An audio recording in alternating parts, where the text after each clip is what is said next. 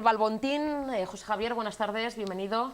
Hola, buenas tardes, Susana, muchas gracias por la invitación, por darme la oportunidad de exponer mis libros en esta tierra hermana de Cantabria, donde nos une, entre otras cosas, los motivos de mi libro, la historia, la reciente y la remota. La historia de Cantabria, por cierto, además que nos une esa tierra maravillosa de Cantabria, porque yo por parte de padre soy de Cantabria, mi padre es de Santander. Fantástico, pues. Así que enhorabuena. soy medio cántabra, José Javier. Bueno, hay que decir que tengo aquí en mis manos San Vicente de la Barquera en llamas, que fue el anterior a El cura de Cudón, que es el más reciente, que ya va por su segunda edición, José Javier. Un San Vicente de la Barquera en llamas que, bueno, la verdad es que el título llama bastante la atención. La gente dirá, bueno, en llamas. ¿Y por qué San Vicente de la Barquera? Porque cuando hablamos de Cantabria, la gente siempre piensa en Santander, en Laredo, que tiene mucha historia, pero San Vicente de la Barquera también tiene mucha historia y tú las quieres contar a través de sus personajes, ¿no? Yo he querido contar la historia de Cantabria, la historia del nacimiento de una nación a través de una de las 4 villas de la Mar de Castilla, que era Casturdiales, era Laredo, era Santander y era San Vicente de la Barquera, y es San Vicente de la Barquera. El título se refiere a un incendio de los muchos que hubo en aquella época, en 1483, cuando una de aquellas galernas originó, digamos, a un lugareño del barrio pesquero, pues un incendio que llevó la extinción de ese barrio, ¿no? Y los pescadores de ese lugar huyeron hacia la playa más próxima, que esa playa estaba a 5 millas, y de ahí viene el nombre de Comillas. Ese es el título, además de que supuso la decadencia de San Vicente de la Barquera, un éxito durante prácticamente 4 siglos, desde el fuero de 1220, donde esa villa pues era la que más alcábalas pagaba de las 4 que tenía la Mar de Castilla, y su esplendor pues fue fulminante, ¿no? Cómo aquella gente con aquellas barcas, con aquellas trineras, eran capaces de llegar tan lejos, y con aquellas olas, que es uno de los cambios climáticos que hoy se nota, que en todos los episodios históricos pues las olas medían casi, la que menos se puede decir, que de 2 a 18 metros, ¿no? Y San Vicente de la Barquera es probablemente, y hasta cierto punto, una de las villas olvidadas por esa circunstancia, porque su decadencia se inició a raíz de este incendio, que después, bueno, en la historia mantuvo, digamos, ese prestigio como gran villa, pero fue el inicio de esa decadencia, acentuada por otros acontecimientos que siguieron al incendio de San Vicente de la Barquera. Con todas las cosas que sucedían en aquella época, Susana, pues la peste estaba a todas horas presente, y las poblaciones pues tenían un éxito relativo durante una etapa determinada, pero después siempre sucedía algunas circunstancias, los reyes estaban permanentes en guerras, y cuando no había poder, ¿no? Esa diferencia de clases que ahora casi estamos viviendo también, y que en aquella época hacía, bueno, pues que muchas personas vivieran en la miseria, ¿no? Vivían en la miseria, efectivamente. Yo en San Vicente de la Barquera pues trato de reflejar todo eso, ¿no? Cuando llegó pues digamos esos cambios, ¿no? El Estado moderno. Mi libro de San Vicente de la Barquera pues se inicia, digamos, con la Reconquista, ¿no? Con la conquista de Sevilla, cuando el almirante Bonifaz va recogiendo marinos, provisiones, embarcaciones para enfrentarse a lo que en aquella época era el orgullo de la ingeniería almohade, que era el puente de las barcas que unía Triana con el Arenal. Ahí, con este episodio y con este capítulo, inicio, digamos, lo que yo pretendo hablar, intento hablar de la identidad de una nación, que se va forjando en los inicios de la Reconquista, y es cuando está San Vicente de la Barquera, hasta que ya después se consolida, digamos, con el Estado moderno. Y el Estado moderno, en parte muy codeterminado, digamos, por las políticas matrimonialistas que tuvo la reina Isabel la Católica, y como todas las reinas, al contrario que los reyes, que a la mínima de cambio desentierran el hacha de guerra, pues las reinas, probablemente como son las damas o son las mujeres, tienen una perspectiva de reconciliación. Y en esta política que hizo de matrimonios la reina Isabel la Católica, casando a 2 hijos, una hija, la reina Isabel de Aragón, y el príncipe Juan heredero, pues los casó con los hijos del emperador Maximiliano. De eso hablo yo. Y de la llegada de su nieto el emperador Carlos V, por aquel entonces, quiso venir a Santander, pero los bravos nordestes, porque el mar Cantábrico, Susana, se le califica de bravo mar Cantábrico, y en realidad era muy bravo. Ahora no lo es tanto, ¿no? Cuando lo contemplamos se puede decir casi es un tímido mar Mediterráneo, pero en aquella época era un mar terriblemente muy bravo, ¿no? Que cada vez que venía alguna expedición la mitad se quedaba por el camino y el resto, pues bueno, llegaba de muy mala manera, y los pocos que llegaban a los 4 días pues traían la peste su séquito. Y en esa época es cuando vino el nieto de Isabel la Católica, pues Carlos I y V de Alemania, y quiso venir a Santander, pero los nordestes le hicieron amanecer, nada más y nada menos, el 19 de septiembre de 1517, con sus 17 años recién cumplidos, en compañía de su hermana. Es cuando aparece en Tina Mayor, y 10 días más tarde en San Vicente de la Barquera, que es uno de los grandes episodios, un gran personaje que se puede decir que en ese momento, y con la presencia de este gran personaje, se está consolidando el Estado moderno. Y de eso hablo yo precisamente, de cuando esta gran figura, que en aquella época pues hablaba latín, o aquellos vinos les dieron, eran las personas más importantes del mundo, ¿no? Y claro, la imagen que les dimos, pues eso, con la gente no les entendían, muy sucios, olían mal, y esos 14 años, ese martes, el día San Miguel, el 29 de septiembre de 1517, después de haber llegado a Tina Mayor, que por aquel entonces se pensaron que eran piratas, ¿no? Hasta que por fin en la toldilla de popa pues vieron el estandarte de Castilla para tranquilidad de un hipotético saqueo. Y de esos 14 días que está en San Vicente de la Barquera, pues los amos del mundo, nada más y nada menos que los amos del mundo, los que iban a dominar el mundo, ¿no? Viene con él su hermana mayor, de los 5 hermanos que tenía, su hermana Leonor, que va a ser nada más y nada menos que reina de Francia y reina de Portugal. Y viene Adriano VI, que va a ser nada más y nada menos que el Papa Adriano VI, ¿no? Pero además viene pues, su biógrafo, que va a ser la persona que va, se puede decir, que explicar con todo lujo de detalles la obra vital, que pocas veces se va a repetir eso en la historia. Y entre esas cosas, fíjate, Susana, hasta qué punto es necesaria conocer la historia, porque la historia se repite de una manera tal que en el ámbito de las relaciones interpersonales nos pensamos, tal vez, en algunos casos, que estamos inventando cosas y no se está inventando nada. En ese momento, las damas de San Vicente de la Barquera, que se sentían discriminadas o que se han seguido sintiendo discriminadas, pues se documenta la primera reivindicación femenina de la historia. El Estado civil... Allá por el siglo XVI, la primera 1517, los 14 días que está el emperador en San Vicente de la Barquera, él se encuentra muy a gusto. La historia también te dice de qué manera, digamos, el carácter de las personas se consolida, ¿no? Porque yo que este trabajo lo he hecho a fuego lento, meditándolo, estudiándolo absolutamente todo, para extraer las esencias, para extraer el alma de un pueblo y de qué manera ese pueblo tiene ese carácter, ¿no? Cuando está alejado geográficamente de otros puertos del mar de Castilla, como son Santander, Laredo y Castureales, ¿no? Y cómo ha conservado ese carácter. Y eso el biógrafo del emperador le sorprende, y está escrito con todo lujo de detalles, ¿no? Sorprende, ¿no? Como esta gente iba acompañada de aquellos escritores, de aquellos literatos, ¿no? Con todo lujo de detalles que describen los 14 días, se puede decir casi al segundo.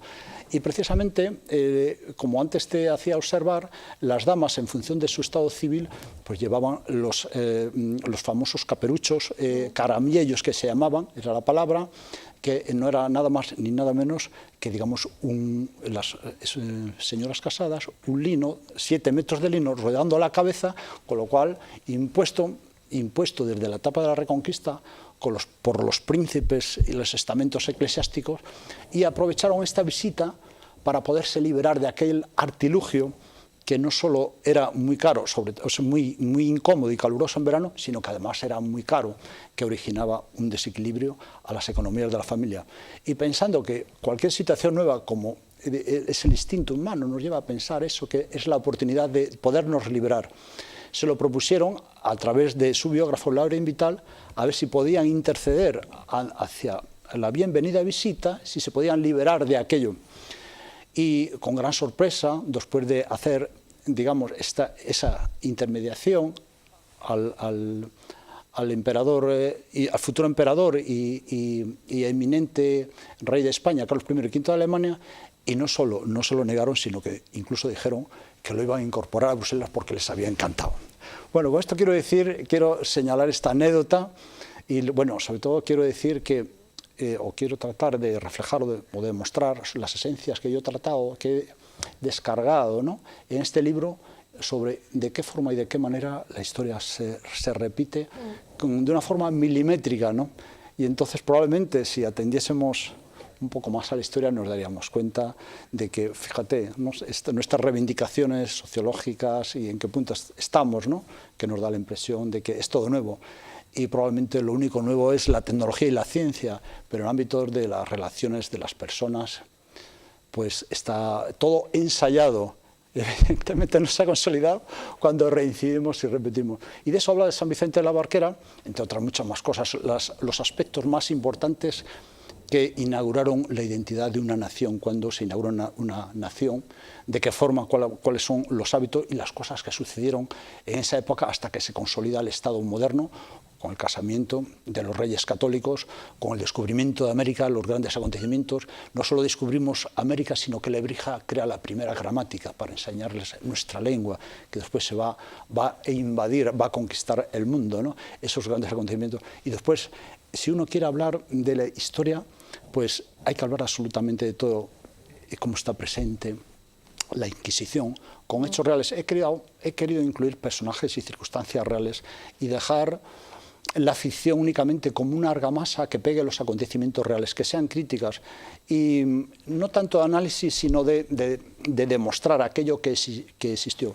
Yo en mis libros he tratado de buscar desde las emociones y desde las emociones llegar a los sentimientos. Ayuda mucho que seas licenciado en psicología. Pues Javier, esto sí ayuda para meterte, ¿no?, en esos sentimientos y sacar el alma y sacar todo lo que una persona vivió en esa época, aunque hayan pasado muchos siglos.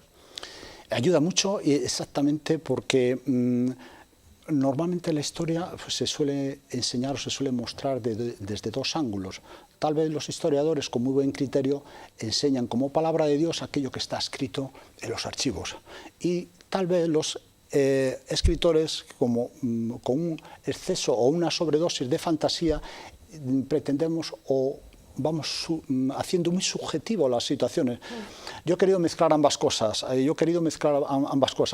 Yo he considerado la historia de los archivos muy importante y es efectivamente como la historia más pura, pero también considero que es historia los usos y las costumbres, porque están ancladas ancladas en la gente, ancladas en las personas, y eso no está escrito en ningún lado, pero ha tenido una transmisión oral. Yo esas las he investigado. Todas las cosas vienen de algo y es una sumación de circunstancias, incluso durante muchos siglos. Y cualquier investigador de la historia se sorprende hasta qué punto y de qué manera acontecimientos que uno, si no lo hubiera leído, no se lo creería. Por eso quiero decir que yo en mis libros he tratado de reflejar ese sentimiento, esa forma de hacer historia, sin estar adscrito ni a una tendencia ni a una forma, sino pretendiendo, y como tú muy bien has observado, pues pensando en la persona que te está escuchando, o quién te va a leer, o tu futuro lector. Yo a la hora de hacer mis libros, bueno, pues según el CIS, el Centro de Investigaciones Sociológicas, que estas estadísticas son muy fluctuantes y a veces hasta cuesta creerlas un poco, pero hay que tener esa referencia para buscarse el andamiaje de lo que uno quiere hacer, ¿no? Y según el CIS, un 33% en España no lee absolutamente nada. Otro 33% parece ser que se come los libros y el resto pues está ahí entre dos aguas, ¿no? Yo he pretendido hasta cierto punto tratar de acercarme a la orilla de los que no leen, pero que tienen una sensibilidad, porque no me creo que nadie sea insensible con lo que le ha pasado. Que nadie tenga ninguna inquietud, ¿no?, ninguna curiosidad por conocer, por ejemplo, como estamos viendo en imágenes, me han sacado mis compañeros maravillosamente la portada del cura de Cudón, que habla de, bueno, el final de la guerra civil. Exacto. Una época no tan lejana, que todavía hay muchas heridas abiertas. Efectivamente, todavía son heridas que están sin cicatrizar y que gotea, se puede decir, la sangre, todo, casi actualmente, ¿no? La guerra civil es algo que está muy presente. La presencia del cura de Cudón es una historia, digamos, como muy bien has indicado, desde el final de la guerra civil. Y fueron los acontecimientos que pasaron en mi pueblo desde que este sacerdote, Pedro Gómez, pues llega a nuestro pueblo y entonces se apea de la estación y entonces él empieza a andar, y empieza a caminar y empieza a recordar su pasado. Yo el sacerdote de Cudón le utilizo como protagonista para narrar este acontecimiento que yo cuando le narré, él había fallecido ya hace 17 años. Y para eso fui a investigar, digamos, al seminario donde él estudió, para yo meterme en su sotana y tratar de comprender todas esas cosas, porque yo fui monaguillo los 10 años que viví, los primeros de mi vida en este pueblo, y este fue un personaje maravilloso que a lo largo del tiempo pues, se le hicieron muchos homenajes, en este caso un homenaje escrito, pero después cuando ha pasado el tiempo, el homenaje del corazón, que ese no tiene caducidad. Y este gran personaje, que yo repito, pues le he puesto pluma en la mano para que él fuera escribiendo y describiendo todos aquellos acontecimientos, todas aquellas reflexiones, las cosas que pasaron, aquellas cosas que sucedieron en la posguerra, donde como ahora todavía esa herida está abierta, por aquel entonces estaba la hemorragia, digamos, con el exilio muy latente, con personas que se hablaba detrás de las cortinas, y cómo él gestionaba eso, ¿no? Sin buscar esas diferencias, ¿no? Y cómo hasta cierto punto nuestro párroco pues, utilizó, digamos, la posibilidad que entonces ofrecía el seminario para salirse de su pueblo, para hacer esa labor humana. Y esto nos demuestra que desde cualquier lugar oposición o actividad o profesión, pues uno puede ejercer ese oficio tan difícil, ¿no? De la fraternidad, de la solidaridad, como lo hizo este cura, ¿no? Y entonces, pues bueno, pues yo comento pues los personajes, el recorrido que tuvieron, como fue aquella infancia de los primeros años, como los recuerdos del fusilamiento del alcalde de nuestro pueblo, cómo se vivió eso, en qué momento, ¿no? Y después las vicisitudes en las cuales tuvo que pasar pues la viuda para la supervivencia de sus descendientes. Y como el párroco pues estaba muy pendiente absolutamente de todo y trató de crear, digamos, de ese pequeño pueblo, pues nada que no hubiera pasado en pueblos similares que pasaron por la misma circunstancia de aquella España de la posguerra y que a la vez, con la llegada del butano, de las nuevas tecnologías, pues se trataba un poco de simular o de enmascarar aquella sociología de la contienda civil que tanto daño pues creó a nuestro país. Y de eso habla nuestro querido cura de Cudón. Bueno, la verdad, José Javier, es que, bueno, yo estaría horas y horas y horas escuchándote. Nos tenemos que marchar. Espero que vuelvas al programa porque me gustaría seguir hablando largo y tendido porque la verdad es que es un lujo escucharte, no solamente disfrutar con tus libros, sino también escuchándote hablar y contar, bueno, pues este recorrido histórico además por una zona tan maravillosa como es Cantabria. Y yo te invito a que vengas otro día al programa, José Javier.